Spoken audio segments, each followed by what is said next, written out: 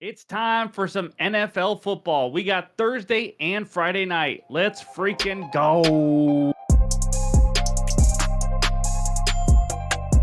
What's going on, everyone? Welcome back in to another episode for Just a Bet Outside.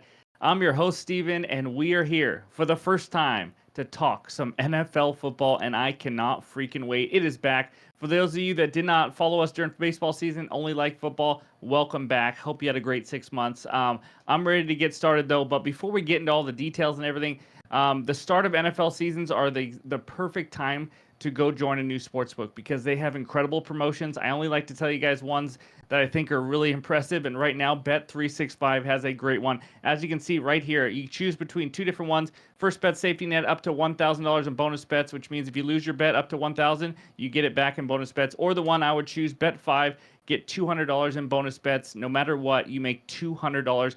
The only way to do that, click the link below for Bet365 in the description. It's like a promo code. Sign up that way, and you can get a great deal and a great little bankroll lift right there to start your NFL season. But of course, you must be 21 years or older to gamble. If you have a gambling problem, call 1-800-GAMBLER. Now, for this channel and this season, quick schedule for our NFL season. Every Wednesday night will be a video for the Thursday night game, except for today because we got a Friday game also that we're going to add to this video. Every Thursday night video will be all game bets, whether it's spreads, totals, team totals, all that kind of stuff for the upcoming week. And then Friday night will be our NFL player props. We are excited and ready to roll this NFL season. This will be our third NFL season on the channel, by the way. It's been a ton of fun, that's for sure. And then Sunday night's video will recap everything and then also preview and give out our best bets for Monday Night Football. So, as you guys know, for this video, we got two games to talk about, including one in Brazil, which is just absolutely bizarre, but it is what it is. So, hit that like button. Leave a comment below if you haven't already. I appreciate the support. Me and Ryan both do. And if you're new to the channel, hit that subscribe button. We're on our way to 28,000 subscribers. Still doing MLB every day, doing NFL, and then NBA is right around the corner. We got a lot of sports, a great time of the year. But we got nothing to recap, so let's get right into it with some Thursday night football. All right, the first game of the NFL season takes us out to Arrowhead, where the Kansas City Chiefs are hosting the Baltimore Ravens. Chiefs are -3 with a total of 46.5. Let's talk a little bit about this game. First game of the year, guys. I just want to talk some football, but I'm going to give you some trends. If you know this channel and you followed last year, I have a lot of trends to give out. They did awesome last year. You're going to get a whole, probably 2 pages of trends every single week. For this Thursday night video, I'm just going to tell you it while I talk the game. But short underdogs of 1 to 5.5 points are 77, 44, and 3 since 2018. 64% clip. That would obviously favor the Baltimore Ravens. But if you watched our season preview video or watched me on the Kerm Show, you know I am down on this Ravens team. I just think they lost a lot. We're going to talk a little bit about that later. But the Ravens and Jim Harbaugh, that would be his brother, John Harbaugh, have gotten off to fast starts. They are 7-1 straight up and 7-1 against the spread in the last 8 week 1 games. And they also dominate preseason games, which they did not do as much this year. But all 7 wins on those, they held opponents to 10 points or less. So their defense comes out ready to play. Harbaugh also 3-0 ATS as an underdog last season with 2 outright wins. And this is insane. They are 17-4, the Ravens, against the spread as either an underdog or a pick'em since 2018. They are a team you usually want to tail when they are underdogs. And then Chiefs gotten off to a slow start last couple seasons. Lost to the Lions last year by 1, and last 2 seasons 2-4 ATS in 2022, and then started out last year 0-3 ATS. But then you have these other ones where Mahomes has won 5 of 6 games versus the Ravens, including that huge playoff win last year to help the Chiefs win the Super Bowl. And overall, since Andy Reid took over, Chiefs 9-2 straight up and 7-4 against the spread in week 1. So overall, they have been good. And then one final trend, guys, I promised you. The underdog in this series is 5-0 against the spread the last 5 matchups. So you just tail the underdog every single time against the spread when the Chiefs and Ravens play. You're 5-0. Every game since 2008 has been an underdog cash between these teams. That is insane. 2008 is when Harbaugh and Reid both, I think, coached against each other. That's the start of it or something. But anyways, those are all my trends. Again, you're going to get some trends like this, maybe one for each game and all that. But I'm ready to give you my best bet. And I'm going to go against all the trends. And I don't usually do that, but I'm going to take the Chiefs. But I'm taking an alt line down a half point. If you know football, you know 3 is huge. I'm going to take the Chiefs -2.5 because I'm still getting it at playable odds at -120 on DraftKings. If it goes up to -130 or something like that, I wouldn't play that. Minus 120 is probably about as high as I go. I just take -3. Obviously, you just have the push factor, but you're going to see a lot of half unit bets because it's week one, and I got to see how these teams play, what they're changing scheme wise, and all that. I'm going to take a half unit on this play, but give me the Chiefs -2.5. So if you're worried about the Super Bowl hangover, 8 of the last 10 Super Bowl winners have won week one the following season.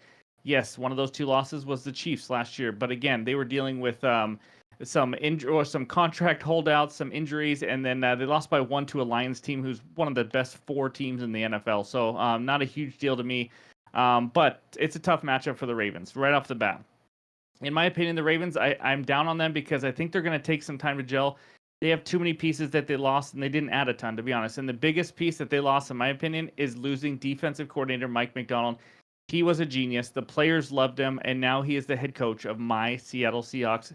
Not only that, they're not replacing him with some veteran who knows what he's doing and all that. They are relying on first-time defensive coordinator Zach Orr, who is well younger than me, way younger than me. I know, doesn't say a lot, but still, this guy is very inexperienced. In his first time calling defensive plays, he now has to go into Arrowhead and try to stop Patrick Mahomes in this defense.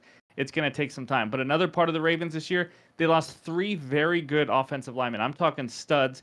And that's going to be a tough thing to lose and regain because now they're going to be relying on guys that are young and unproven, including a second rounder and all that kind of stuff. So when you lose Morgan Moses, Zeitler, and Simpson, it's going to be a tough hill to climb at the beginning of the year for those guys to gel. And then also they lost 2 solid defenders in Patrick Queen and Jadeveon Clowney as well. So they lost a lot. Obviously they lost Odell Beckham, Gus Edwards, J.K. Dobbins, that kind of stuff. But they did bring in Derrick Henry, which helps, but everyone does need to know he is now going to be what PFF ranks as the 25th best offensive line. Could they be a little better? Obviously. But he's a 30-year-old running back behind that line. I know Derrick Henry is built different, but still, you did see him lose a step last year. And all they have to do in week one is face the Kansas City Chiefs pass rush. How about them having the second highest pressure rate on the quarterback in the NFL last season? And I don't see that changing much at all because they got a ton of guys back and they should be just as good. Ravens also struggle when Mark Andrews isn't involved. Well, the Chiefs were a top 10 offense versus tight ends in yards allowed. They held him to 15 yards in the playoff game. After that, it's Zay Flowers. I mean, just some decent pieces, but I just don't think the Ravens. I thought about a Ravens team total under also in this game. I think the full game goes under as well. But let's talk the Chiefs real quick. Biggest loss, L'Jarius Sneed, top corner. No doubt about it. Andy Reid and them, they're pretty confident in who they have behind him. I'm just going to trust Andy Reid, but obviously that is a loss.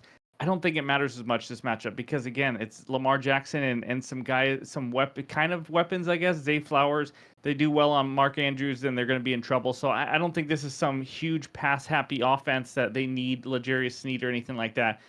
And then the Chiefs O-line, they're absolutely elite inside O-line, center, 2 guards, and their tackles are decent, but nothing special. But they definitely have an advantage there. And I just like the weapons for Mahomes this year. I know Hollywood Brown's out, but Rashee Rice, Xavier Worthy, Travis Kelce, I think they got plenty enough. But if you don't know about this Chiefs defense, they were absolutely solid. One of the best, if not the best defense in the NFL last season, holding opponents to 17.3 points per game, less than 16 points per game in the playoffs against Tua, Lamar, and Josh Allen. I think they're absolutely loaded. Love the D-line, obviously. We still got Chris Jones. Karlaftis had over 10 sacks last year. Everything I'm saying, obviously, I'm just rambling right now. I like the Chiefs. I know a lot of people are on the Ravens because, it's the Ravens and they're always starting out pretty hot usually. But they lost on Banner Night last year, and I don't think they want to do that again. I think they are motivated. I know week one games to the Chiefs probably don't matter as much, but because it's a Banner Night and they don't want to do it again, I think they come out strong. I think they win decently easy, to be honest with you, but we'll see. It's week one. So give me the Chiefs -2.5 to win, and then maybe their kicker, Harrison Butker, can give a nice post-game speech for all of us. But that's my first best bet, and now let's talk Friday Night Football. All right, this next one takes us out to Brazil. That's right, I've never said that before, but the Philadelphia Eagles are technically hosting the Green Bay Cheeseheads. Eagles -2. Total in this game is 49 points. I'm going to be a little bit shorter than last game. Ryan did mention I was a little long on that. But either way, I still got some info to talk about. I got some notes and trends. Eagles lost 5 of their last 6 games last year. You guys already know they absolutely fell apart in the second half of last season. They finished 7-8-2 against the spread last year after going 7-1 in their first 8 games. But Packers 9-8 against the spread last season, 8-4 against the spread as an underdog, which is what they are. and they are 8-2 against the spread on equal rest, for whatever that matters. They did have equal rest, by the way. It's like 6 months. But the Green Bay Packers have won 7 of their last 9 Week 1 games. Now, here's the big change for the Eagles. Unlike the Ravens, the Ravens did change coordinator, and so did the Eagles. But the difference is the Eagles actually got a coordinator with experience. Vic Fangio is now the defensive coordinator, known as a very good defensive coordinator around the league. And their new offensive coordinator, Kellen Moore, you guys remember him, quarterback for Boise State. He's been offensive coordinator for a while now in the NFL. He's known for a lot of pre-snap motion and all that kind of stuff. Something the Eagles, by the way, did not do at all. They were stale on offense. I think he's going to bring a different dimension to this Eagles offense. Eagles lost Hall of Famer center Jason KALSHI, DeAndre Swift, Hassan Reddick, and a few others, but those are the big ones. But they did add Mr. Saquon Barkley and Gardner Johnson also to help their secondary. Packers lost Aaron Jones, Bakhtiari on the offensive line, but they added Josh Jacobs and safety Xavier McKinney from the Giants. You know what? This is a tough game to bet. If it was a part of a huge slate, I probably wouldn't bet it. I wouldn't think about betting it as much because a game in Brazil, it's a weird situation going on there. And so you never know what's going to happen, like those London games that we see. But I did find a best bet that I really do like. It is a player prop. Give me Saquon Barkley over 64.5 rush yards at -110 on Bet365. Again, another half unit because I am going to start it easy. It doesn't mean I don't like these bets. It's just I got to see what's going on here first in the NFL. So for the first time ever, Saquon Barkley, breaking news. He has an O-line that can actually block. It literally is the first time in his career. The Eagles' offensive line, even without Jason KALSHI, they are ranked as the number 2 O-line on PFF. Doesn't mean they're going to end there, but it's just saying there is a lot of talent there, and they're expecting good things. And the Giants have had a bottom 5 offensive line for about 2 to 3 decades, it seems like now. But he also has a great matchup versus the Green Bay Packers. Their defense last season, they struggled against the run. They allowed the 5th most rushing yards per game last year, 7th most in 2022. So it's been a problem for quite a while. You know, they may be slightly improved, I guess, but you know what? They're kind of like a dad bod. They're still soft in the middle, and I think Saquon is going to take advantage of that.